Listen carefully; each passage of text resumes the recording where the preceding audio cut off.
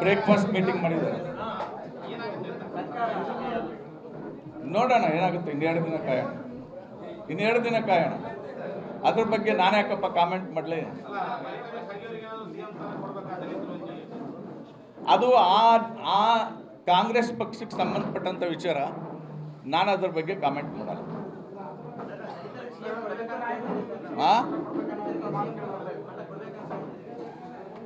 75 ವರ್ಷದಿಂದ ದಲಿತ ರೋಡ್ ತಕೊಂಡು ಇವರು ಸರ್ಕಾರ ಮಾಡ್ತಾ ಇರೋದು. ಈ ಕಾಂಗ್ರೆಸ್ ಪಕ್ಷ ಇದೆಯಲ್ಲ, 75 ವರ್ಷದಿಂದ ಓಟ್ ಹಾಕಿರೋರು ಯಾರು ಇವ್ರಿಗೆ? ಸಿದ್ದರಾಮಯ್ಯನವ್ರು ಬಂದು ಓಟ್ ಹಾಕಿಸ್ತಾ ಇರೋದು 10 ವರ್ಷದಿಂದ ಈಚೆಗೆ. 75 ವರ್ಷ ಓಟ್ ಹಾಕಿರೋರು ಯಾರು ಕಾಂಗ್ರೆಸ್ಗೆ? ಯಾರಿಗೆ ಮುಖ್ಯಮಂತ್ರಿ ಮಾಡಬೇಕಾಗಿತ್ತು? SM ಕೃಷ್ಣ ಅವರು ಮುಖ್ಯಮಂತ್ರಿ ಆದಾಗ ಖರ್ಗೆ ಅವರು ರಾಜ್ಯಾಧ್ಯಕ್ಷರಾಗಿ ಅಧಿಕಾರಕ್ಕೆ ತಂದ್ರು. ಮುಖ್ಯಮಂತ್ರಿ ಮಾಡಿದ್ರ? ತಡೀರಿ, ನಮ್ಮ ಪಕ್ಷಕ್ಕೆ ಓಟೇ ಹಾಕಿಲ್ಲ ದಲಿತರು. ಓಟ್ ಹಾಕ್ಬಿಟ್ಟು ಆಮೇಲೆ ಕೇಳ್ತೀವಿ. ನಾನು ತಡ್ರಿ ಡಿಬೇಟ್ ಮಾಡಬೇಡಿ, ಒಂದು ನಿಮಿಷ ಪ್ಲೀಸ್. ಡಿಬೇಟ್ ಮಾಡಬೇಡಿ, ಇದನ್ನು ಕ್ಲಿಯರ್ ಮಾಡ್ತೀನಿ. ಖರ್ಗೆ ಅವರು ಅಧಿಕಾರಕ್ಕೆ ತಂದರು, ಅವ್ರನ್ನ ಹೊರಗಡೆ ಕೂರಿಸಿದ್ರು. ಡಾಕ್ಟರ್ ಪರಮೇಶ್ವರ್ ಅವ್ರನ್ನ ಸೋಲಿಸ್ಬಿಟ್ಟು ಹೊರಗಡೆ ಕೂರಿಸಿದ್ರು. ಸಿದ್ದರಾಮಯ್ಯನವರು ಅಧಿಕಾರಕ್ಕೆ ಬಂದರು. ಇದು ಯಾಕೆ ಗೊತ್ತಾ ಬ್ರದರ್? ಯಾಕೆ ನಮ್ಮ ಲೀಡರ್ಸ್ನ ಇಗ್ನೋರ್ ಮಾಡ್ತಾ ಇದ್ದಾರೆ, ನೆಗ್ಲೆಕ್ಟ್ ಮಾಡ್ತಾ ಇದ್ದಾರೆ ಅಂದರೆ, ಖರ್ಗೆ ಇದ್ರೇನು ಪರಮೇಶ್ವರ್ ಇದ್ರೇನು ದಲಿತರು ಕಾಂಗ್ರೆಸ್ಗೆ ಓಟ್ ಹಾಕ್ತಾರೆ. ನಾವು ಎಲ್ಲಿವರೆಗೆ ದಲಿತರು ಯಾವುದೇ ಪಕ್ಷಕ್ಕಾಗಲಿ ವೋಟ್ ಬ್ಯಾಂಕ್ ಆಗಿ ATM ಕಾರ್ಡ್ನ ಅವ್ರ ಕೈಗೆ ಕೊಟ್ಬಿಡ್ತಾರೋ ಅಲ್ಲಿವರೆಗೆ ನಮ್ಮನ್ನು ಶೋಷಣೆ ಮಾಡ್ತಾರೆ. ಭಾರತೀಯ ಜನತಾ ಪಾರ್ಟಿ ಹಂಗೆ ನೋಡಿದ್ರೆ ಪೂರ್ಣ ಪ್ರಮಾಣದಲ್ಲಿ ದಲಿತರ ಮತಗಳು ಭಾರತೀಯ ಜನತಾ ಪಾರ್ಟಿಗೆ ಬಂದಿಲ್ಲ.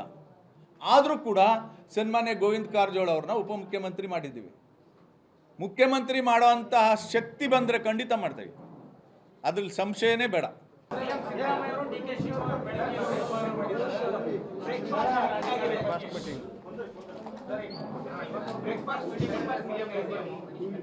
ಬ್ರೇಕ್ಫಾಸ್ಟ್ ಮೀಟಿಂಗ್ ಮಾಡಿದ್ದಾರೆ. ನೋಡೋಣ ಏನಾಗುತ್ತೆ. ಇನ್ನೆರಡು ದಿನ ಕಾಯೋಣ. ಅದ್ರ ಬಗ್ಗೆ ನಾನು ಯಾಕಪ್ಪ ಕಾಮೆಂಟ್ ಮಾಡಲಿ? ಅದು ಆ ಕಾಂಗ್ರೆಸ್ ಪಕ್ಷಕ್ಕೆ ಸಂಬಂಧಪಟ್ಟಂಥ ವಿಚಾರ. ನಾನು ಅದ್ರ ಬಗ್ಗೆ ಕಾಮೆಂಟ್ ಮಾಡಲ್ಲ.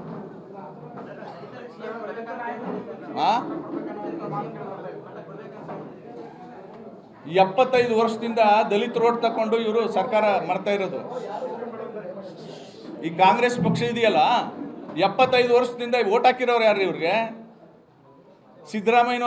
ಸಿದ್ದರಾಮಯ್ಯನವ್ರು ಬಂದು ಓಟ್ ಹಾಕಿಸ್ತಾ ಇರೋದು 10 ವರ್ಷದಿಂದ ಈಚೆಗೆ.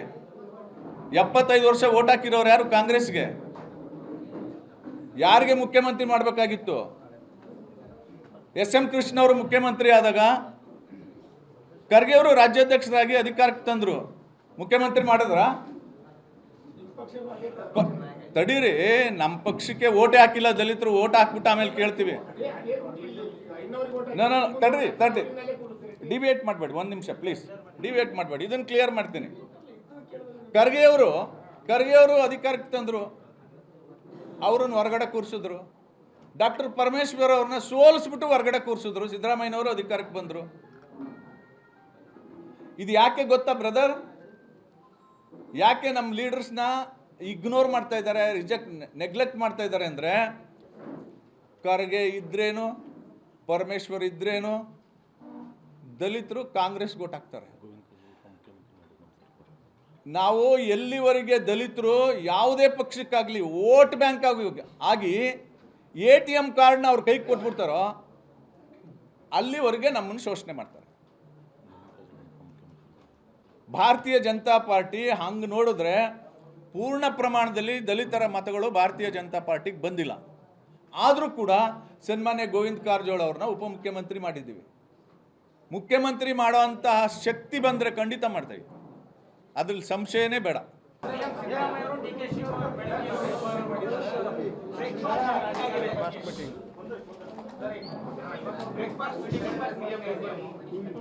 ಬ್ರೇಕ್ಫಾಸ್ಟ್ ಮೀಟಿಂಗ್ ಮಾಡಿದ್ದಾರೆ.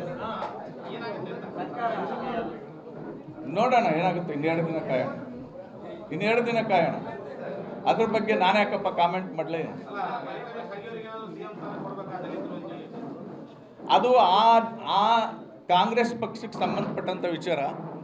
ನಾನು ಅದ್ರ ಬಗ್ಗೆ ಕಾಮೆಂಟ್ ಮಾಡಲ್ಲ.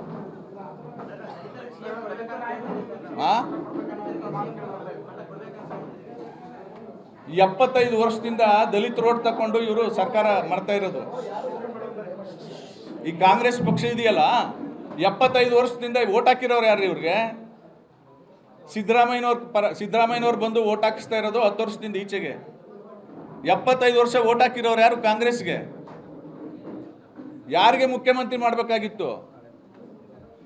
SM ಕೃಷ್ಣ ಅವರು ಮುಖ್ಯಮಂತ್ರಿ ಆದಾಗ ಖರ್ಗೆ ಅವರು ರಾಜ್ಯಾಧ್ಯಕ್ಷರಾಗಿ ಅಧಿಕಾರಕ್ಕೆ ತಂದ್ರು. ಮುಖ್ಯಮಂತ್ರಿ ಮಾಡಿದ್ರ? ತಡೀರಿ, ನಮ್ಮ ಪಕ್ಷಕ್ಕೆ ಓಟೇ ಹಾಕಿಲ್ಲ ದಲಿತರು. ಓಟ್ ಹಾಕ್ಬಿಟ್ಟು ಆಮೇಲೆ ಕೇಳ್ತೀವಿ. ನಾನು ತಡ್ರಿ ಡಿಬೇಟ್ ಮಾಡಬೇಡಿ, ಒಂದು ನಿಮಿಷ ಪ್ಲೀಸ್. ಡಿಬೇಟ್ ಮಾಡಬೇಡಿ, ಇದನ್ನು ಕ್ಲಿಯರ್ ಮಾಡ್ತೀನಿ. ಖರ್ಗೆ ಅವರು ಅಧಿಕಾರಕ್ಕೆ ತಂದರು, ಅವರನ್ನು ಹೊರಗಡೆ ಕೂರಿಸಿದ್ರು. ಡಾಕ್ಟರ್ ಪರಮೇಶ್ವರ್ ಅವ್ರನ್ನ ಸೋಲಿಸ್ಬಿಟ್ಟು ಹೊರಗಡೆ ಕೂರಿಸಿದ್ರು. ಸಿದ್ದರಾಮಯ್ಯನವರು ಅಧಿಕಾರಕ್ಕೆ ಬಂದರು. ಇದು ಯಾಕೆ ಗೊತ್ತಾ ಬ್ರದರ್? ಯಾಕೆ ನಮ್ಮ ಲೀಡರ್ಸ್ನ ಇಗ್ನೋರ್ ಮಾಡ್ತಾ ಇದ್ದಾರೆ, ನೆಗ್ಲೆಕ್ಟ್ ಮಾಡ್ತಾ ಇದ್ದಾರೆ ಅಂದರೆ, ಖರ್ಗೆ ಇದ್ರೇನು, ಪರಮೇಶ್ವರ್ ಇದ್ರೇನು ದಲಿತರು ಕಾಂಗ್ರೆಸ್ಗೆ ಓಟ್ ಹಾಕ್ತಾರೆ. ನಾವು ಎಲ್ಲಿವರೆಗೆ ದಲಿತರು ಯಾವುದೇ ಪಕ್ಷಕ್ಕಾಗಲಿ ವೋಟ್ ಬ್ಯಾಂಕ್ ಆಗಿ ATM ಕಾರ್ಡ್ನ ಅವ್ರ ಕೈಗೆ ಕೊಟ್ಬಿಡ್ತಾರೋ ಅಲ್ಲಿವರೆಗೆ ನಮ್ಮನ್ನು ಶೋಷಣೆ ಮಾಡ್ತಾರೆ. ಭಾರತೀಯ ಜನತಾ ಪಾರ್ಟಿ ಹಂಗೆ ನೋಡಿದ್ರೆ ಪೂರ್ಣ ಪ್ರಮಾಣದಲ್ಲಿ ದಲಿತರ ಮತಗಳು ಭಾರತೀಯ ಜನತಾ ಪಾರ್ಟಿಗೆ ಬಂದಿಲ್ಲ. ಆದರೂ ಕೂಡ ಸನ್ಮಾನ್ಯ ಗೋವಿಂದ ಕಾರಜೋಳ ಅವ್ರನ್ನ ಉಪಮುಖ್ಯಮಂತ್ರಿ ಮಾಡಿದ್ದೀವಿ. ಮುಖ್ಯಮಂತ್ರಿ ಮಾಡೋಂತಹ ಶಕ್ತಿ ಬಂದರೆ ಖಂಡಿತ ಮಾಡ್ತೀವಿ, ಅದ್ರಲ್ಲಿ ಸಂಶಯನೇ ಬೇಡ.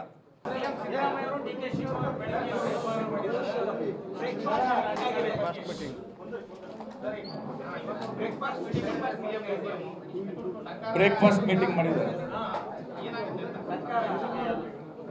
ನೋಡೋಣ ಏನಾಗುತ್ತೆ. ಇನ್ನೆರಡು ದಿನ ಕಾಯೋಣ. ಅದ್ರ ಬಗ್ಗೆ ನಾನು ಯಾಕಪ್ಪ ಕಾಮೆಂಟ್ ಮಾಡಲಿ? ಅದು ಆ ಕಾಂಗ್ರೆಸ್ ಪಕ್ಷಕ್ಕೆ ಸಂಬಂಧಪಟ್ಟಂಥ ವಿಚಾರ. ನಾನು ಅದ್ರ ಬಗ್ಗೆ ಕಾಮೆಂಟ್ ಮಾಡಲ್ಲ.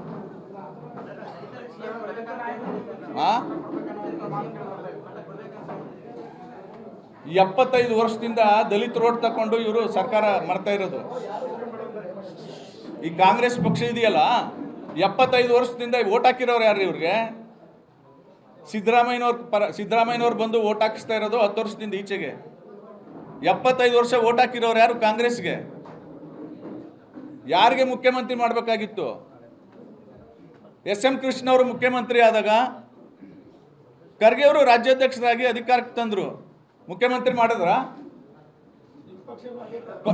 ತಡೀರಿ, ನಮ್ಮ ಪಕ್ಷಕ್ಕೆ ಓಟೇ ಹಾಕಿಲ್ಲ ದಲಿತರು. ಓಟ್ ಹಾಕ್ಬಿಟ್ಟು ಆಮೇಲೆ ಕೇಳ್ತೀವಿ. ನಾನು ತಡ್ರಿ ಡಿಬೇಟ್ ಮಾಡಬೇಡಿ, ಒಂದು ನಿಮಿಷ ಪ್ಲೀಸ್. ಡಿಬೇಟ್ ಮಾಡಬೇಡಿ, ಇದನ್ನು ಕ್ಲಿಯರ್ ಮಾಡ್ತೀನಿ. ಖರ್ಗೆ ಅವರು ಅಧಿಕಾರಕ್ಕೆ ತಂದರು, ಅವರನ್ನು ಹೊರಗಡೆ ಕೂರಿಸಿದ್ರು. ಡಾಕ್ಟರ್ ಪರಮೇಶ್ವರ್ ಅವ್ರನ್ನ ಸೋಲಿಸ್ಬಿಟ್ಟು ಹೊರಗಡೆ ಕೂರಿಸಿದ್ರು. ಸಿದ್ದರಾಮಯ್ಯನವರು ಅಧಿಕಾರಕ್ಕೆ ಬಂದರು.